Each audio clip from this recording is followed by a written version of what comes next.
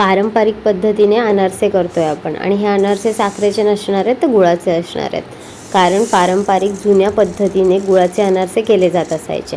आता इथे मी अर्धा किलो कोलम घेतला आहे. आता हा कोलम तांदूळ घ्या किंवा जुना पिवळसर कोणताही तांदूळ इथे आपण घेऊ शकतो.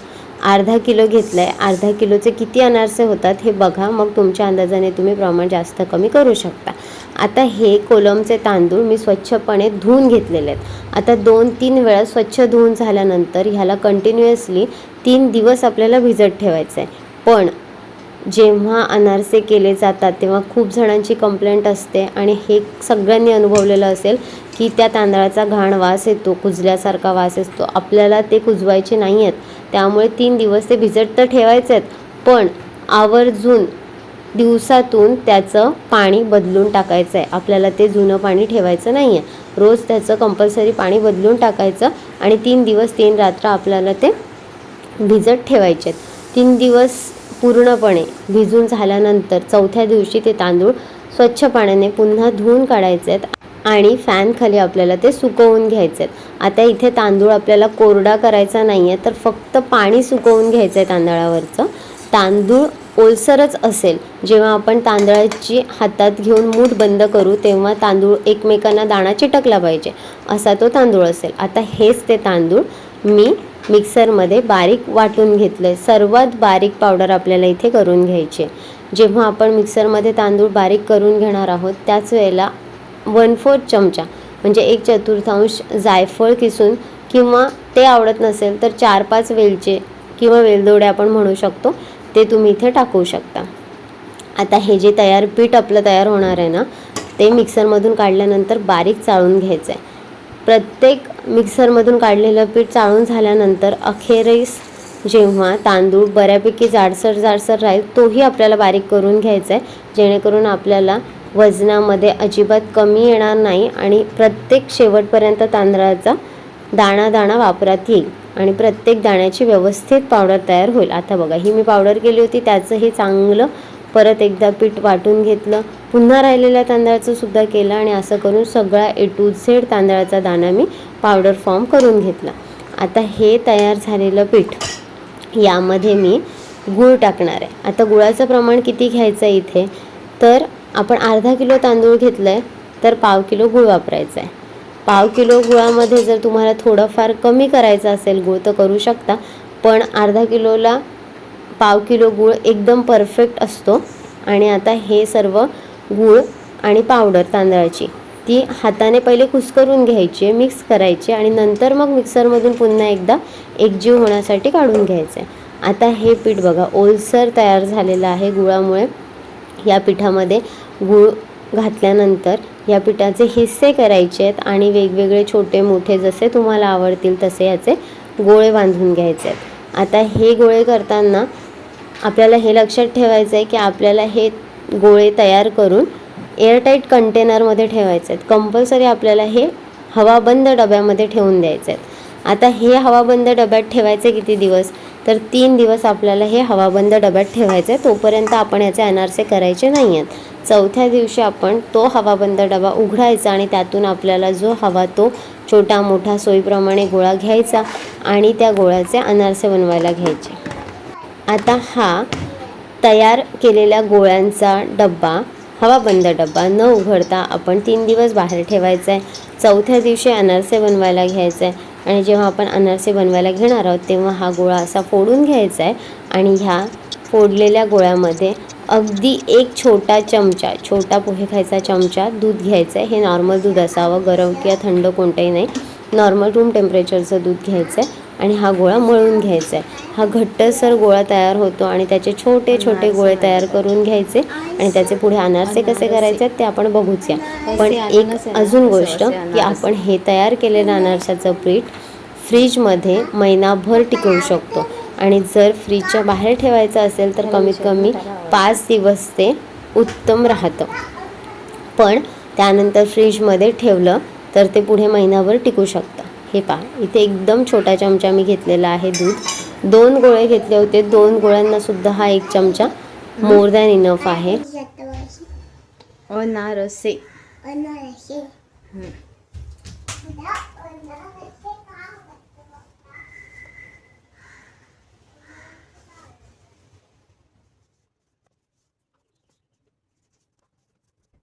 आता हे पीठ चांगलं मळून घ्यायचं आहे आणि मळून झाल्यानंतर त्याचा असा छानसा रोल करायचा आहे आणि ह्या रोलप्रमाणे तुम्ही तुमचे छोट्या मोठ्या साईजचे अनारसे कोणत्या साईजचे करायचे आहेत तसे गोळे करून घ्यायचे आहेत. आता मी इथे गोळे करून घेणार आहे आणि आता हे तयार केलेले गोळे आहेत ना एका कॉटनच्या मस्लिन क्लॉथने म्हणा, मांजरपटाचा कपडा म्हणा, त्याने थोडंसं झाकून ठेवायचं आहे. आता राहिला प्रश्न की अनारसे बनवायचे कसे. तर आता खसखस हिरो इन्ग्रेडियंट आहे आपला अनारसा या पदार्थाचा.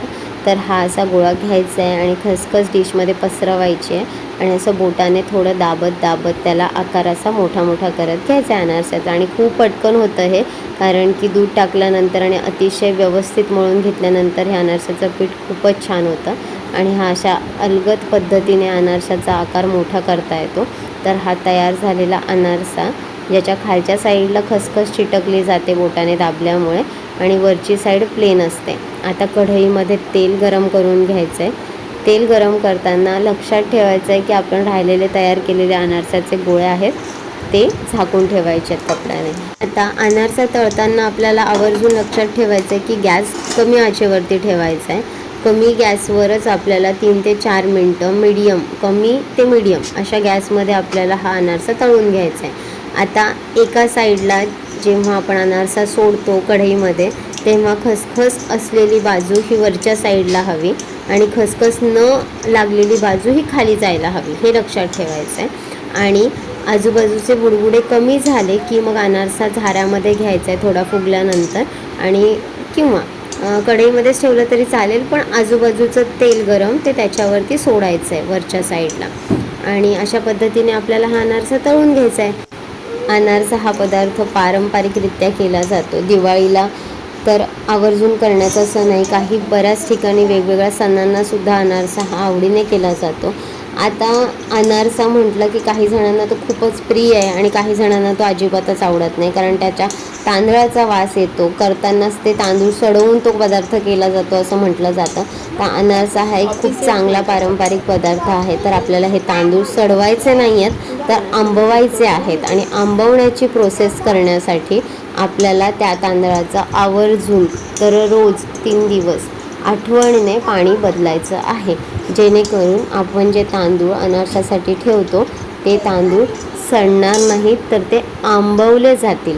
आणि आंबवलेल्या या पिठाचा अनारसा किती भारी आणि चविष्ट होतो तो नक्की खाऊन बघा.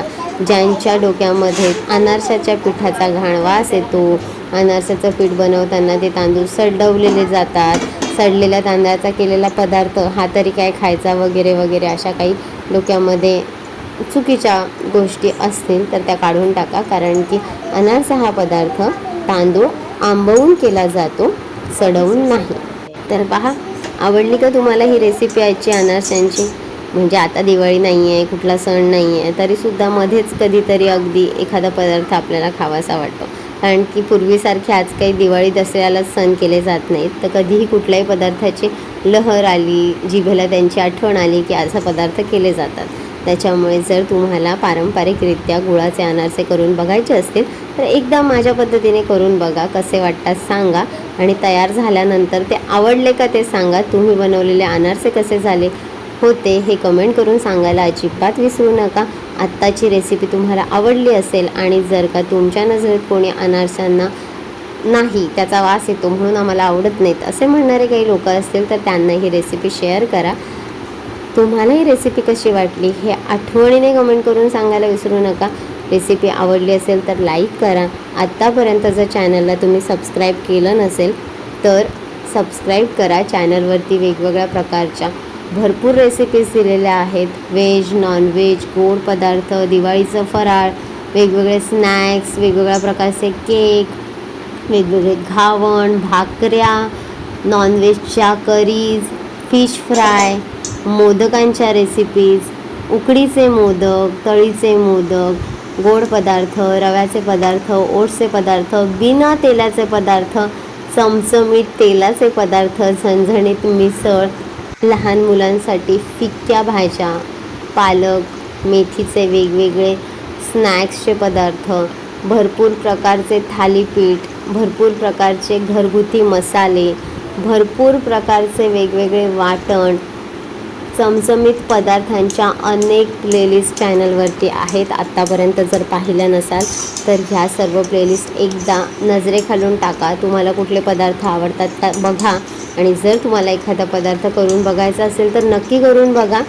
चॅनलला सबस्क्राईब करा, जेणेकरून तुमच्याकडे नवीन येणारी रेसिपी लवकरात लवकर पोचेल आणि तुम्ही लगेच त्या रेसिपीला बघू शकता. आता पुन्हा एकदा वळूयात आपल्या अनारस्यांकडे. अनारसे बनवताना एक गंमत आहे.